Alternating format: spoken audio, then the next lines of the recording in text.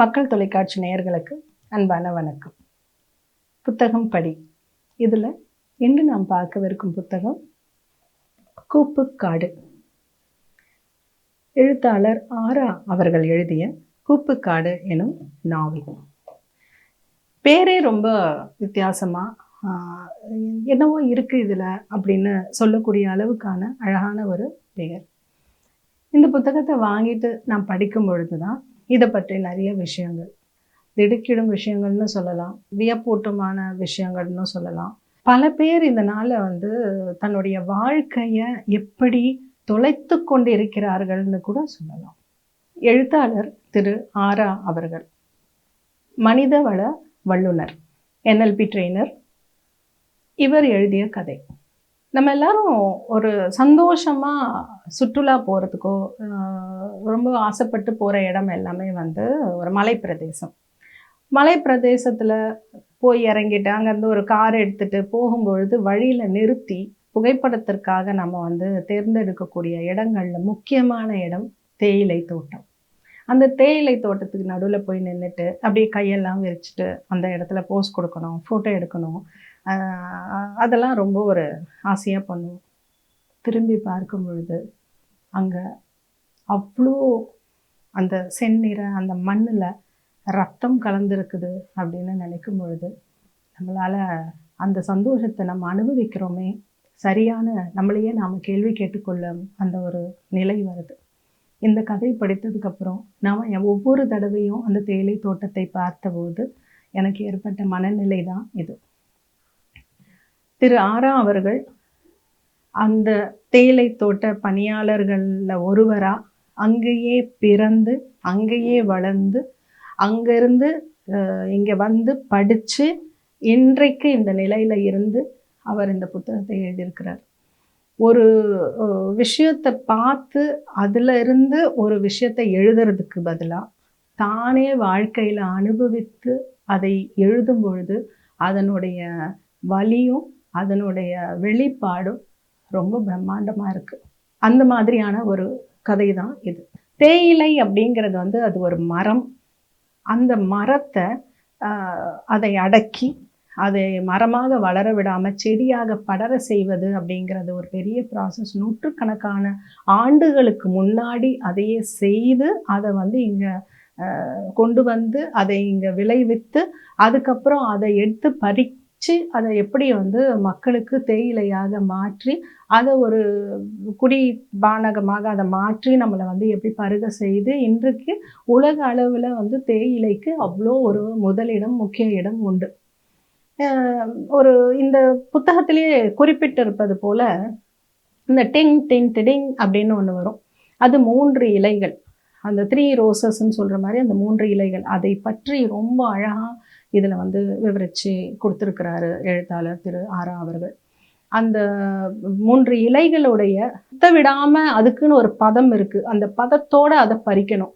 அந்த பதத்தோடு பறிக்கிற அந்த இலையுடைய எடை எவ்வளோ இருக்கும், அது எத்தனை கிலோ இருந்தால் ஒருத்தருக்கு அன்றைய கூலி கிடைக்குங்கிற அளவுக்கு அதில் தெளிவாக எழுதப்பட்டிருக்கும். இது எல்லாம் தாண்டி அந்த தேயிலை ஒரு நிறம் மாறுறதை பற்றி ரொம்ப அழகாக சொல்லியிருப்பாங்க. அப்போது அந்த முதல்ல அவர் நிறத்தை குறிப்பிடுவது பச்சை நிறத்தை குறிப்பிடுவார். என்னை மிகவும் கவர்ந்த இடம் அதுதான்.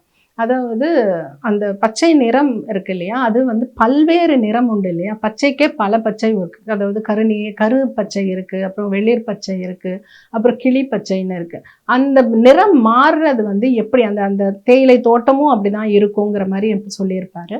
அதற்கு பிறகு அந்த அந்த தேயிலையோடைய அந்த தண்ணி, கொதிக்கிற தண்ணியில் அந்த தேயிலை போடும்போது எப்படி ஒரு இடத்துலையும் அந்த நிறம் மாறுகிறதுன்னு குறிப்பிட்டு அதை அப்படியே எடுத்துக்கிட்டு போய் அந்த மனிதர்களுடைய வாழ்க்கையில் அது எப்படி கொண்டு போய் அவர் நிறுத்துறாருங்கிறது தான் எழுத்தாளருடைய அருமையான அந்த எழுத்து வடிவத்தில் அவர் விளக்கி விவரிச்சிருப்பார்.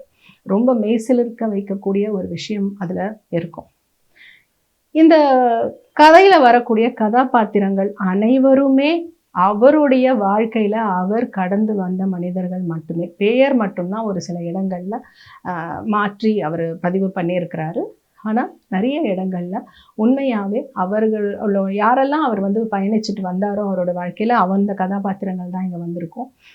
பல பேருக்கு வந்து அந்த வாழ்க்கை முறை பிடித்து பழகி போய் அங்கே இருக்கிறவர்கள், சில பேர் அந்த வாழ்க்கை முறை வேண்டாம், எங்களுக்கு இங்கேருந்து நாங்கள் எப்படியாவது வெளியில் போயிடணும் அப்படின்னு நினைக்கக்கூடிய அந்த ஒரு நிலை. இந்த மாதிரியான பல நிலைகளை கடந்து கடந்து கடந்து தான் இந்த கதை நகர்ந்து கொண்டே போகும். இந்த கதை முழுக்க முழுக்க வால்பாறையில் நடக்கக்கூடிய அவர்களுடைய வாழ்க்கை முறை, அவர்களிடமிருந்து பறிக்கப்படும் உரிமைகள், அந்த அவர்கள் வேலை பார்த்து அவர்களுடைய உழைப்பை கொட்டும் இடத்துல அவர்களுக்கான ஊதியம் கரெக்டாக கிடைக்குதா, அதை பற்றின கதை இது. சில விஷயங்கள் அவங்களுக்கு முழுசாக தெரிஞ்சு அந்த இடத்துல இருக்கிறாங்களா அப்படிங்கிறதும், அப்புறம் அவங்களுடைய வாழ்க்கையில் அவங்க எதிர்கொள்கிற இடையூறுகள் இதெல்லாம் என்ன அப்படிங்கிறதெல்லாம் தான் இதில் வந்து ஒவ்வொரு படியில் நமக்கு சொல்லிக்கிட்டே வராரு. அப்புறம் அவங்களுடைய வீடு அமைப்பு எப்படி இருக்கும், இப்போது நம்மலாம் வந்து சிட்டிலேயே பிறந்து வளர்ந்து வாழ்ந்தவர்களுக்கு இந்த மாதிரியான விஷயங்கள் எல்லாம் மனிதர்கள் இவ்வளோ சிரமப்படுகிறார்களா அப்படிங்கிறத வந்து நம்ம யோசிக்கணும். ஒரு நாளைக்கு குறைந்தது நம்ம எல்லாருமே 2 டீயாவது குடிக்கிற வழக்கத்தை தான் வச்சுருக்கிறோம் மினிமம். அப்போது அந்த டீக்குள்ளே இத்தனை பேருடைய உழைப்பும் அவர்களுடைய வலியும் இருக்குதா அப்படிங்கிறத தெரிஞ்சு இனி அந்த டீ நம்ம குடித்தோம்னா அவ்வளோ நல்லா இருக்குங்கிறது தான் இங்கே இருக்கக்கூடிய அந்த வால்பாறையில் இந்த டீ தோட்டத்தில் வேலை செய்யக்கூடிய ஆட்களுடைய வலியை இந்த புத்தகம் ரொம்ப அழகாக சொல்லியிருக்கு.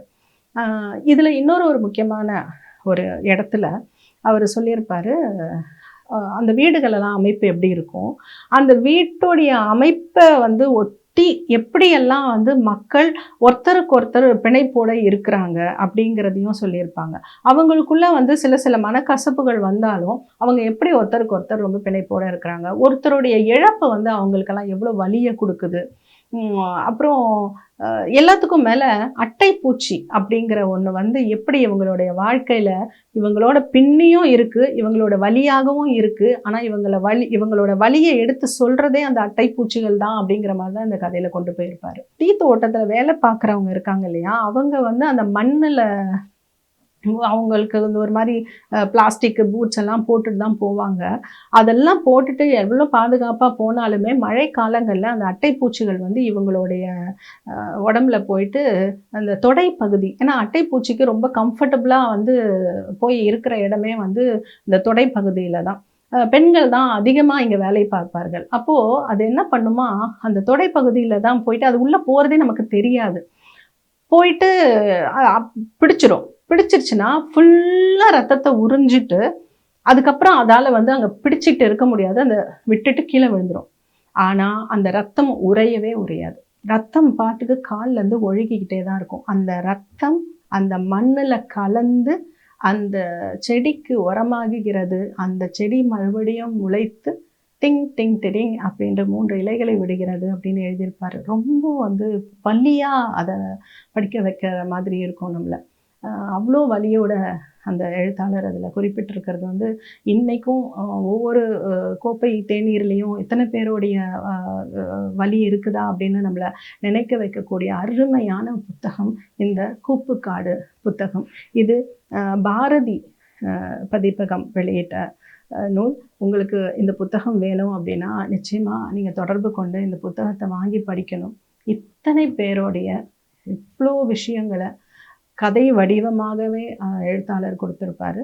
அந்த கதை வடிவமாக நீங்கள் அதை படிக்கும்பொழுது அவர்களோட வலி மட்டும் அல்ல, ஒரு கதையாகவும் இதை உள்வாங்கி நம்மளோடவே பயணித்து கொண்டு இருக்கக்கூடிய இதே நாட்டை சேர்ந்த ஒரு பகுதி மக்களுக்கு இவ்வளோ வலி இருக்குதா அப்படிங்கிறத புரிஞ்சிக்கக்கூடிய ஒரு நல்ல புத்தகமாக நான் இதை பார்க்குறேன்.